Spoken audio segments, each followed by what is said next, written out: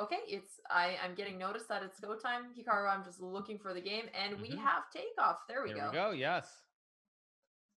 Nim Okay, is so starting with d4. d4. Right. So I like the start. This is what Nim has practiced. So I like what he's doing. It's also very clear that he's mixed it up. So in his previous game against Chocobars, he played e4. In this game, he's gone back to d4. Now, why is Forsen thinking here? That's a very good question. Do you think potentially Forsen thought he was going to play e4 and now he doesn't know what his preparation is? Oh, Probably, yeah. the Okay, so Budapest. He is okay. blitzing this out. I guess Forsen did prepare. What do you feel about this opening choice? It's definitely more edgy, and White can get an advantage if he knows how to play against it, which they're Right. both playing very So quickly. right. So it's pretty clear to me that they have both looked at this position, I think, although I'm surprised by Forsen thinking again here and not moving the queen out right away to e7. The danger with this opening as black is that if you don't play the precise move order, you can end up in trouble right away. Hmm. So I'm sure that Nim is familiar with this because I myself actually showed this to Forsen a couple of days, maybe it was like a week now. I think it's probably a week ago. And so okay, so Nim plays a3, which is a good move. Now Forsen can get really sneaky here and take the pawn with the knight on e5 and go for the checkmate. I assume Nim will see it though. I'm sure if Nim has played most of these moves very very quickly. Then he's familiar with this line. Now here, the reason Forsen should take the And I'll knight. just slow Mhm. down what you're saying. So the checkmate you were talking about is if Black takes on e5 and threatens the knight on f3. Um, but that wouldn't work because the pawn can take g takes f3. Well, no, the reason Oh, you sorry, take on first, d3, on d3. Got it. yeah, is there's a checkmate on d3. Yeah, if White takes a knight. However, Bishop takes knight, if you aren't 100% sure of the line, also makes a lot of sense. So now White should take back with the queen here. Black will take the pawn with the knight, I believe. Although Nim is thinking here, which I guess is not a great sign, because we're still in the opening set phase of the game. The move should be pretty straightforward here. Right. And here's where he might end up falling into the trap if he takes with anything other than the queen, because the queen would defend the square on d3. So it seems like it's both a tricky position and one where he may have fallen out of theory. Right, right. But again, the other thing is I think they like to think. They're both slower players. They like to use their time, which I think makes sense. They're European, which actually this is a weird thing, but I've noticed a lot of chess players who are from Europe, they like to think more. They like to be a little bit slower with their moves than say Hmm. in NA where people tend to move a lot quicker. So Well, it's kind so of it's a it can be general thing I've applied to a lot noticed. of other things as well. Work-life balance vibes. No, but I won't go into that. Okay, yeah. So what I've noticed in general is, yeah, like a lot. This applies not just to these streamers, but specifically in general. I've noticed when children are growing up playing chess in Europe, they tend to play very slow. They tend to think more. Whereas in NA, they tend to move a lot quicker. They play a lot of blitz chess. It's a lot about the tempo and the rhythm. So it makes sense that both players are moving slower. Well, the position has simplified here. So Nim has the bishop pair versus a bishop and a knight. He's a little bit more behind on development, but it does seem like a pretty level position where both players still have all the chances open. Yeah, I think the position is very balanced so far. I like the way that Nim is playing this opening. Very very solid setup. And Forsen as well. I think his moves are pretty straightforward too. So thus far, I think it's very very solid for both players, and it's very balanced. And we're going to take another look at Forsen, see if he's saying anything about his opening here. All right.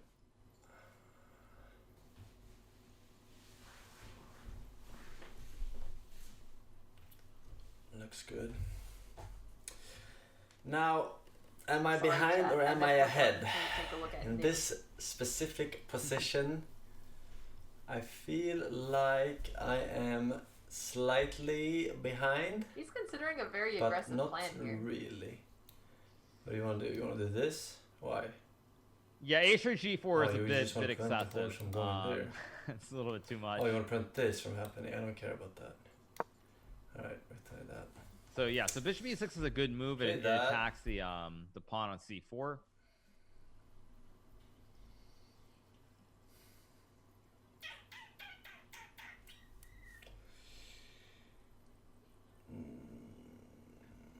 You could do this.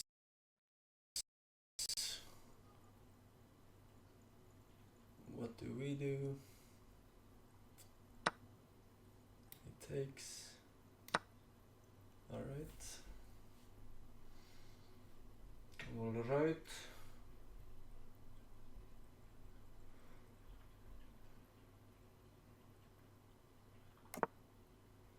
Okay.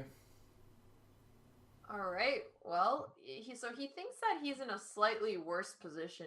Um, it seems even though it's very even, so now they both have just one bishop, things have been traded off. Why do you think he's uncomfortable with his position here? I'm guessing that because Forsen assumes that he has less space based on where his pawns are placed. But I think, I mean, there's nothing wrong with the position, but it's probably just he is looking at it and he figures his pawn in the center is worse than White's pawn on c4. That's the only reason I can think that he's worse here, perhaps, is because of the pawn placement. But again, his bishop is targeting the white pawn on c4, whereas the white bishop is not targeting any of his pawns. So in general, I like what's going on. I think that at this point in time, I like what Forsen's done, but it remains very balanced. I could actually see this game being very dry and being a draw because the way the pawns are placed, there aren't many imbalances. It's very symmetrical. So, well, I think that that we will get a decisive result. I think the time is going to play a big role here because the plans here for both sides are not really that easy to see, and it seems like a very tough position to create chances. So I'm just interested to see who uses more time in this middle part of the game, because whoever is slower here, I think, is going to end up in trouble. And at some point, they're going to run out of natural looking moves, like bringing the rooks to the open files, going for some trades. And that's when I think it starts to get more difficult because often some of the most correct moves are moves that are just very solid and very patient in these positions. And if Hmm. either side tries to force too much, then they can create some type of weakness. Right. So I mean, right now it's looking very drawish to me based on the position. Because I assume all the rooks are going to come off on that D file here. And if that happens, I don't really see. I just don't see many targets for either side right now. This is probably the most evenly matched game that I've seen in the whole event after the first 15 to 20 moves. Yeah, that's pretty fair. Although for the games that I've seen that have been played very accurately or that have been very close, the mistakes tend to come in the second half of the game after about move 20 or so. Once they've Right. So, mhm. gotten past the most of the opening or the basic middle game. Yeah, so I think, yeah, at this point it's well, Forsen is down 2 minutes on the clock, by the way, so we should keep an eye on that because I feel like Nim has been a true professional at playing good moves when he has not had much time. I feel like Forsen, he tends to make some mistakes when he gets lower, and he's also not been tested. He's never been under real time constraints at any point in the first two games. So whereas Nim has been in both of his games, so I think we're gonna have to keep an eye on Forsen's clock here because he's already below 6 minutes. There aren't a lot of ideas. And I know Forsen likes to play aggressive chess, and the position with where the pawns are and where the queens and the bishops are doesn't really lend itself to aggressive kind of play. Well, I'm curious if Nim is taking this into account for his strategy. So let's take a listen in on his stream. Long time. Did I stump him or something? Oh, I gotta think about these pawns. If I go here, for example. If I go here, Such pawn a takes soothing here, voice. pawn takes here.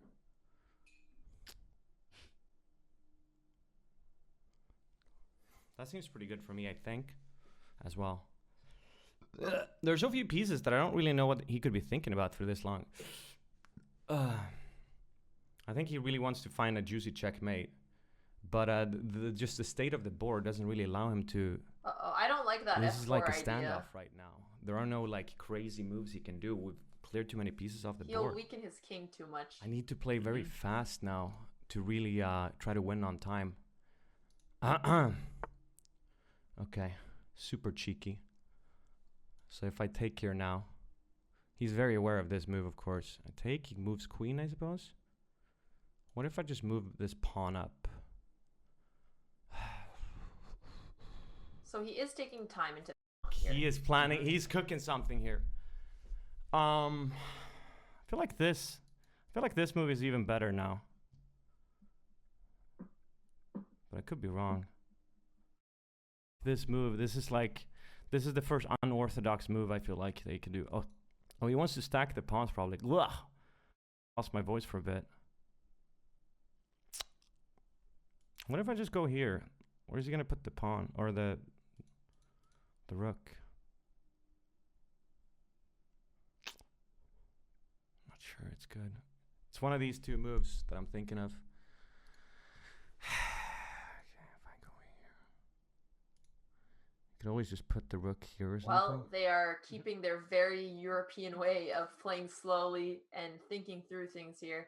And if you remember, this is what I was trying to get at.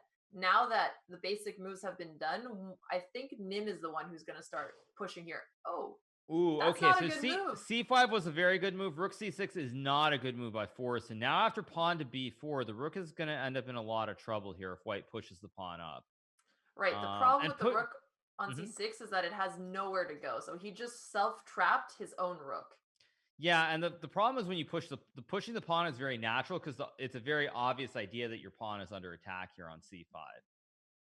Right. And if he goes b4 and even tries to go for something like b6, well, there's still moves like bishop b5. So there's just going to be no way to get that rook out alive. Right, exactly. So yeah, I think at this point in time in the game, if Nim finds pawn to b4, pushes the pawn to support the pawn ahead of it, Forsen is going to be in a lot of trouble, I think. And it's not a hard move to find. I'm seeing the arrows Nim is drawing, and neither of them had b4, but he just played it. He was looking at queen b4 and bishop b5, but then he found the right move. Never mind. So now we'll see is if Nim finds bishop to b5 or bishop to f3, the rook is trapped and he should win the game. Wow, that would be quite the upset.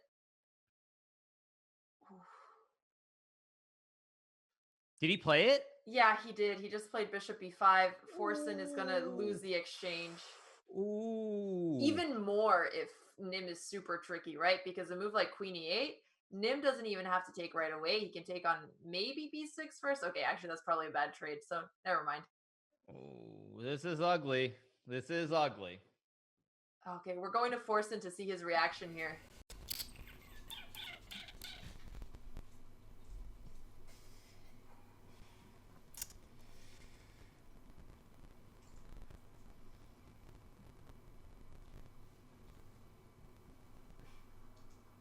So this was the one move he played pretty quickly in the first blunder. That's tough.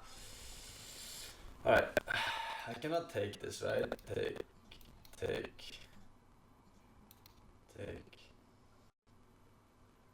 No.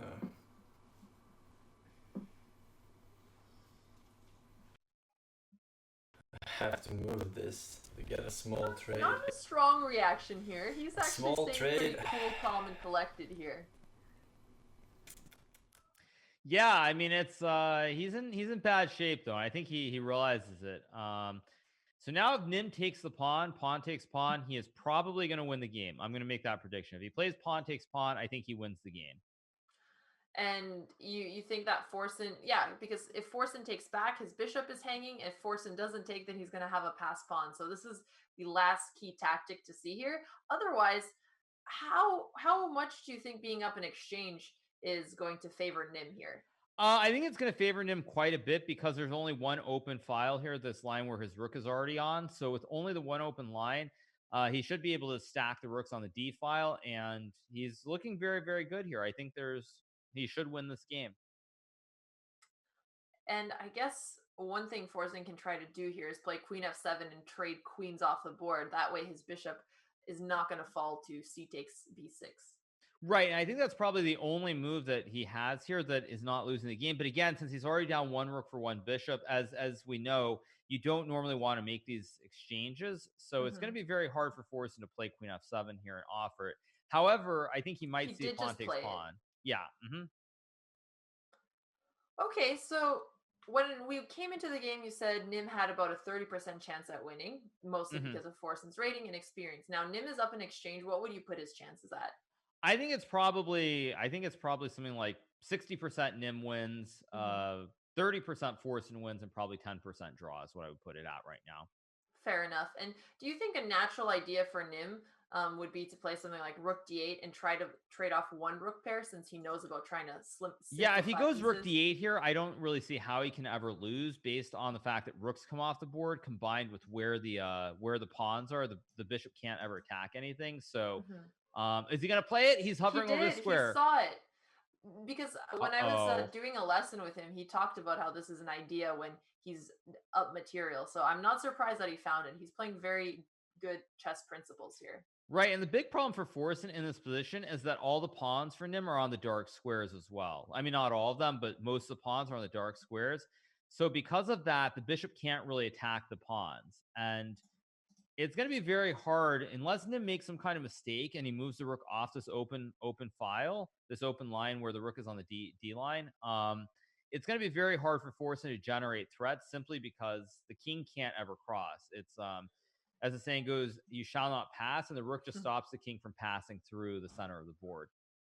Right, but Nim is still going to have to come up with some plan to force for a win here. So we'll see if he is able to bring his king and activate it during the endgame, and also if he can create some type of pass pawn on the queen side or be able to pick up another pawn by using Right. his rook, since it's harder to defend from black's point Right, of so view. this is where we're going to see Nim's tech. Oh, is he blundering a? Oh, no, no, no, no, no, no, no, no, no. What is a4? That's not a good move. He just hung a pawn here. And Forsen takes it right away.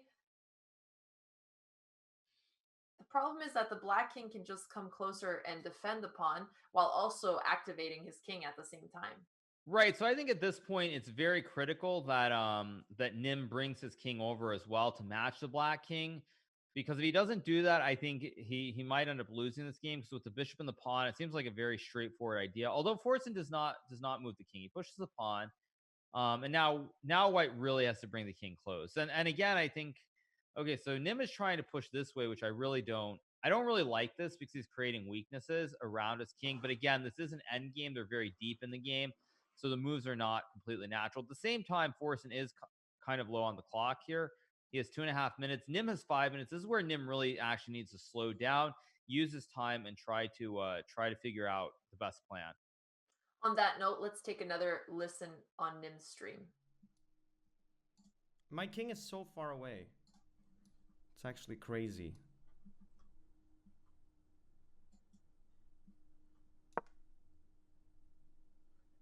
Yeah, he's missing the idea of bringing his king.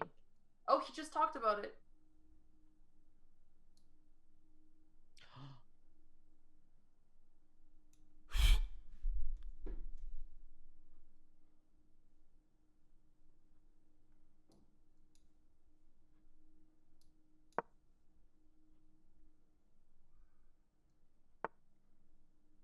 Mother! All right, Hikaru, how do you feel about him pushing all his kingside pawns here? I'm not loving what he's doing. The one good thing with pushing all the pawns, though, is that he kind of has forced himself to bring the king into the game now. Right, he has no more options. Right. So now, I mean, I think if he brings his king over to the dark square just to stop the pawn, I don't really see how he isn't going to win this game, because Where's once this the king is going? stopping this black pawn next my to the God, king the from way coming all the around way is down the board, none of his pawns terrible. can be attacked on the other side because they're all going to be on dark squares. So I think Nim is actually looking very good here. He goes king over, which I think is the perfect move. And I don't really see what Forsen can do here. I'm wrong. I don't know how good Blunderson is in the late game. He has really been thinking about how to place his king here. And it seemed like he was a bit unsure, but he finally figured it out. Right. Okay, now king c3 is an excellent move by Nim. He's going to bring the rook over and then bring the rook all the way down the board, and it should be. I mean, if he brings the rook over and takes the open line down towards the pawns, I think he's going to be winning. And he can't go here to protect it. He can go here. Just a reminder to everybody that the group winner does get an extra $1,000. So there is quite a bit of sandals on the line for this game here. No, it's stones. Stones, okay. And King b4 just played here, so I do like the idea you mentioned. He's pushed all of his pawns. I guess he can still push the h pawn a little bit, but I hope that he decides to bring his rook in at some point. Yeah, I mean, I think at this point he's doing very well. It's going to be very hard for Forsen here. I mean, he retreats with the king. And so, really, the main thing here you try to figure out is what are the ideas for Forsen to try and complicate matters. And Hmm. I don't really see any good ideas. So if Nim finds a way to bring his rook down the board, which he should be able to figure out. Um, okay, Okay, goes he's pushed all h4. his pawns. I guess he might be trying to create a pawn break on the king side, but that's not going to be possible since black can just force it. And that's what Forsen is trying to do. Keep the position as solid as possible and see if Nim knows how to force for a win. Right. So I mean, I think at this point, if Nim just brings the rook, he just has to activate the rook. That's the only thing that he needs to do here. Oh, come on, Nim. Come on. He's got to bring his rook to a1 at some point and get it to a7 to put pressure on those backwards pawns. Because if his rook stays on c1, he's not going to be able to win any more material and the position will just stay closed. Right. So he pushes the pawn to h5. This is a very nice move. I like this. I like this move. He's going to push the pawn all the way down to h6. The only concern I have here for Nim is that he's not seeing that he can activate the rook yet. But I assume once he's pushed all the pawns and he sees that his king is on a good square, he can try to bring the rook to a better square. So this is this has been a very impressive game in general from Nim. He takes a pawn, and now the real question is, will he see any of the rook moves? Just any No. idea to bring the rook into the game? No, and he moves the king again. Come on, Nim. Bring your rook onto h1 or a1. Either is fine. Honestly, any open file. D file is also fine. Yeah, because basically all of Forsen's pieces are on light squares. They can't attack any of Nim's pieces. So if Nim finds a way to bring the rook to one of the open squares, he will win this game. He And I brought it think to c2, Hikaru. and I think eventually he's going to figure it out because there just are no other ideas here. So Right, I just think process eventually he's of going to figure it out. elimination. Unless he somehow would be happy with the draw because he's the lower rated player, but not lower rated by that much. So I don't think he's trying to go for a draw here. He does realize he's better. No, I think he must realize, and he just has to figure out how to bring the rook into the game. That's the only piece here that is not active for him. But again, it is an end. Oh, he plays rook Rook h2. Okay, h2. so it would have been better one move ago, but it is still winning here, I think. So I So guess we'll see. he can either bring his rook behind the black pawns now, or he could have swapped to the other side. But rook h8 was definitely a more natural move. Right. And now rook f8 here would win the game. There's a very funny line: rook f8, king e6, king takes pawn, king e7 with the discovered check on the rook and the Oh, right. king. That would But be that would be an winning for awful white. way. Well, you could take the bishop, and then you get king d5 with opposition, but that's far down the road right now. So Yeah, but that would be such a theoretical endgame for them to both play accurately. And Forsen just offered a draw. okay, so Nim goes rook d8. Now, if he moves the rook over, he wins the game. Rook f8 or rook d7, both moves are completely winning here. Goes check. That's not really a move that I'm in love with, but Well, rook f8 would win the game because he'd be able to then grab the g6 pawn, but it's not that easy to see. yeah, I think all these moves are pretty difficult. But I do think Nim will figure it out over time. Like rook, the problem is Oh, going now bishop rook g8 g7 is very is that straightforward. the move is very obvious now. This is the problem. Like the move, it Mhm. attacks the bishop, it attacks the pawn. This Okay, is not a rook bad move e7. either, though. Still good, but not winning right away because rook g7 is just, he's getting so baited to put his rook on g7 and he's still not putting it there. Right. This might be a draw. I'm not sure. This still might be a draw. But Nim has more time, so he just has to try to figure out a way. Now, rook e7 is a fantastic move by Nim because now the rook g7 idea is very obvious again because the bishop can't protect the pawn easily. So I think Forsen has to go bishop c6. He's going around so that if rook g7, he has bishop e8, and actually Nim has to be careful to not get threefold repetition. Right. So I think the move here, rook to e6, is winning the game. It's a very tough move to find. And he saw it. Oh, wow.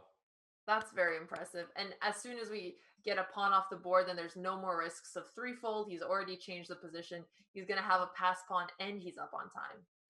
Yeah, this is wow.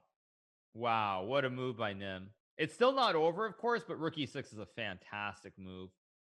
Absolutely. And we can see Forsen sitting longer here than he did on any of the other moves. It seems like he's realizing that he's about to drop an extra pawn.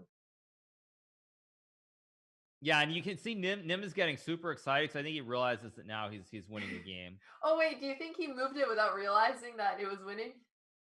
No, no, I think he knew, but I assume that he didn't quite figure it out right away. But now if he goes Rook F6, oh wow, this is beautiful. He's This is supporting the very, pawn very nice push. technique from Nim. Yeah, I'm very impressed with his endgame play here after he got his bearings and finally got the rook to the open file. Yes, and I'm actually expecting if Nim gets all these light pawns, he's able to capture them all. He's probably going to do something that goes on. He's going to do something that isn't like completely correct.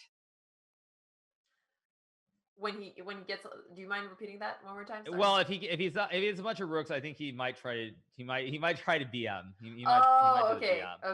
okay, yeah, that makes But he sense. goes G6 again, and Forsen, you can tell he's just like he just can't believe this. It's just All like right, well, let's take a look and listen at Nim again. sure. Oh no, Ooh. no, frozen bags melting. No. No, frozen, no. Oh.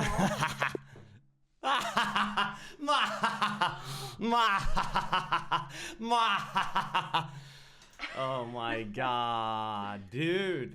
That's what's up, chat. GG, frozen. He was so cocky. He sounds like a villain. Did anyone doubt the God Gamer? I did. It's shipping time. Nice. Yeah, very, very, very nice game by Nim. Oh, there you go. He's playing some tunes now, but I think we muted him. Wow, that was a fantastic game. I mean, there was really only one blunder that I'm just gonna go back to quickly when Rook C6 was played. Just looking for it here. Right. And it seemed like he was worried about his time pressure. So he had been taking, between 40 to 2 minutes before. And this one he made in 7 seconds. He probably just saw he was attacking the c5 pawn, saw one threat without thinking about the longer term plan that after b4, his rook would actually get trapped.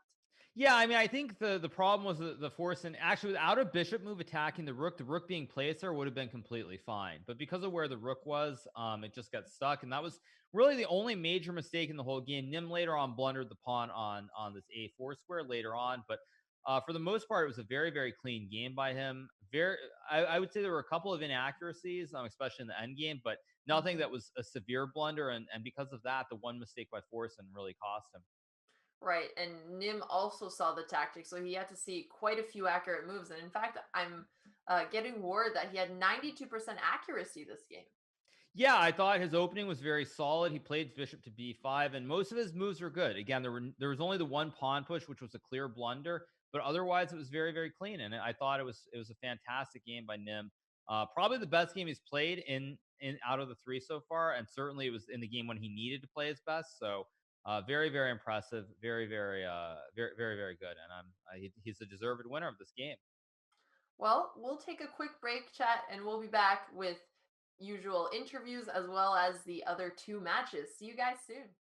And we are back. We're joined by Nim and Forsen, who just had a very close match at the start until we saw a small mistake from Forsen where he trapped his own rook, and Nim did end up seeing the tactic and played very well afterwards. Nim, what were your expectations when you saw Forsen go for this opening? Had you been prepared? Yes, I spent like the whole day today and a bit of yesterday just practicing this one opening.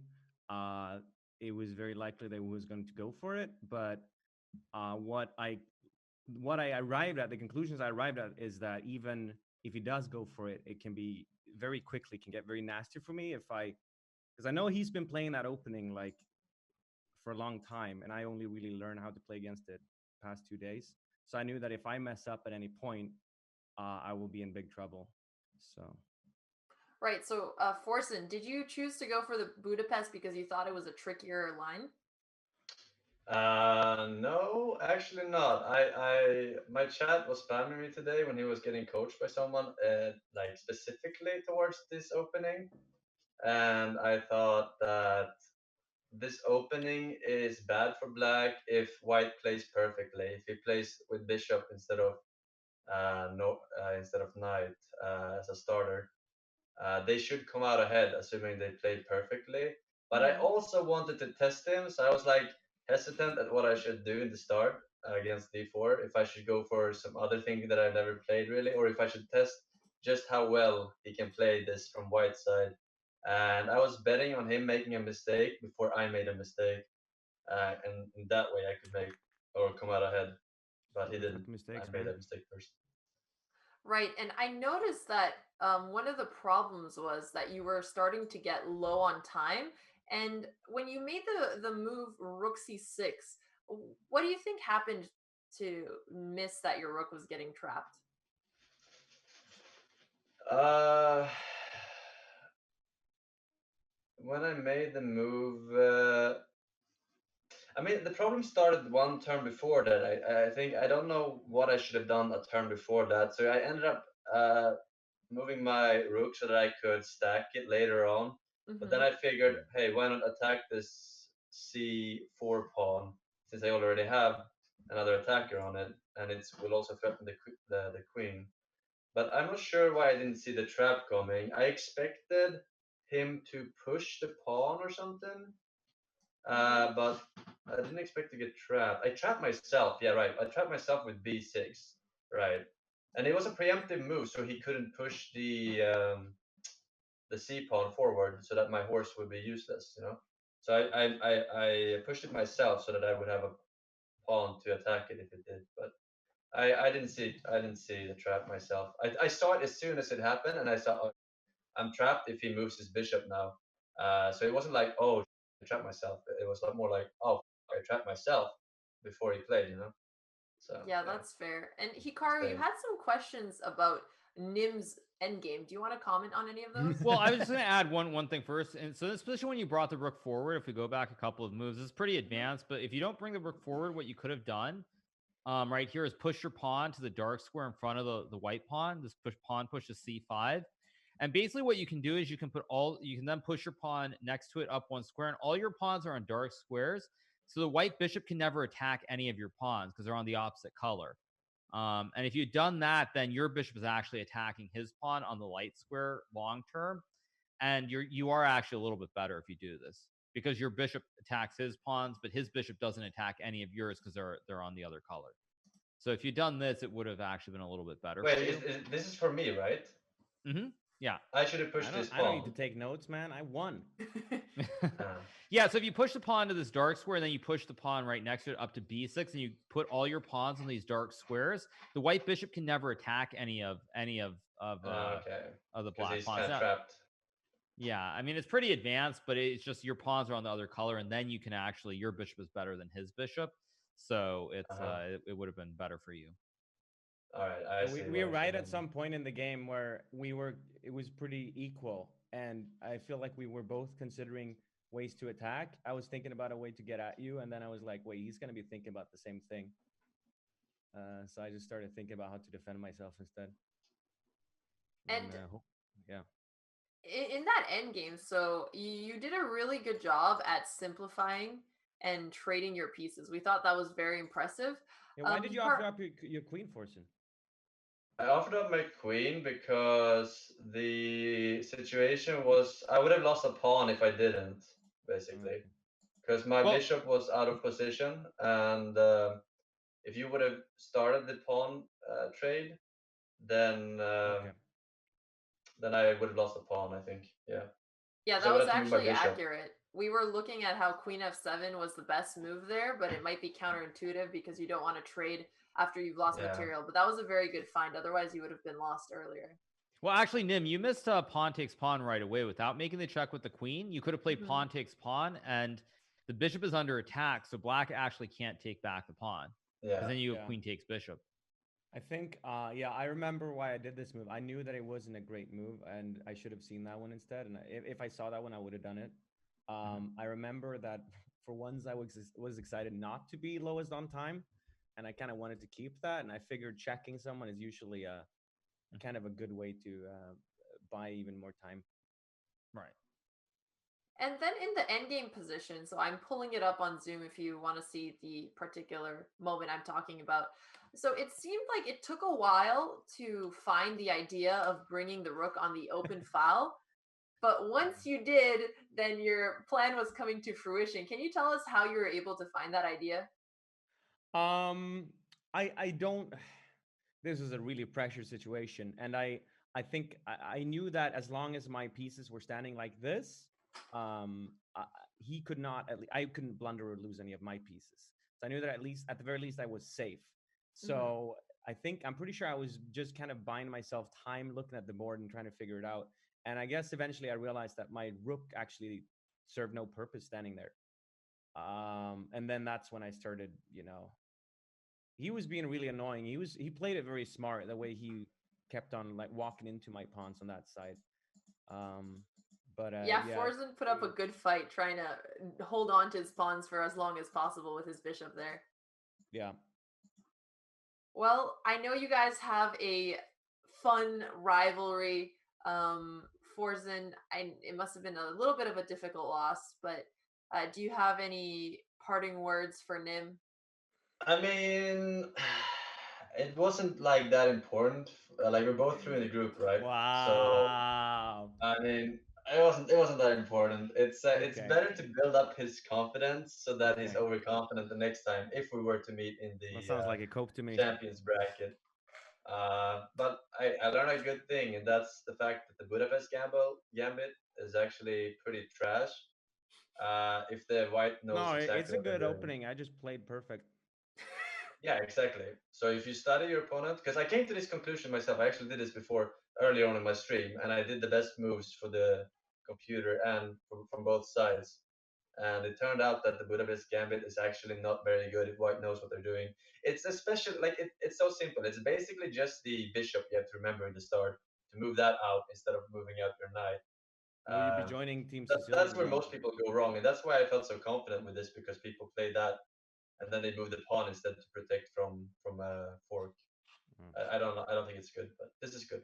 I think Hikaru is dying to say something here. No, I mean, all I was going to say is actually when white brings a bishop out right away, you can actually be aggressive and push your pawn from g7 to g5. I don't know if we have the board, but you can actually play a different plan as well, and it gets very, very complicated. I don't know if we have the board, but you can also push the pawn from g7 to g5 to attack the bishop, and then after bishop to g3, you can play bishop to g7 with knight to c6. Yeah, I But it's actually not did a that in beginner-friendly my opening. simulation. I did that, but it turned out like it was okay. But every other move was just better on paper. This is if Nin makes a mistake, I guess. And that's Yeah, it. yeah, Totally. yeah. No, it's a I tough might have opening. well, throughout the day when I practiced, I mostly practiced you not playing that pawn move, and then I like saw one YouTube video where they did it, and then that was a whole other big thing. I was like, oh, I don't have time to learn this, so I might have Okay. actually lost if you if you did that, All right. because I would Well, probably wouldn't have played it perfectly. well played. Well played. It was you played it. You played it very good. We both played very Thank you. fast. It was for I my could fault. tell that you had a good teacher or some good studying done. Yeah, shout out to Anna Kramling who helped me. Well, thank you so much, Force and Nim, for being here. Good luck to both of you moving on to the championship division. See you in the finals, regardless of the Forsen. result. Yeah, yeah. All right. Sure. All right, take care, you two.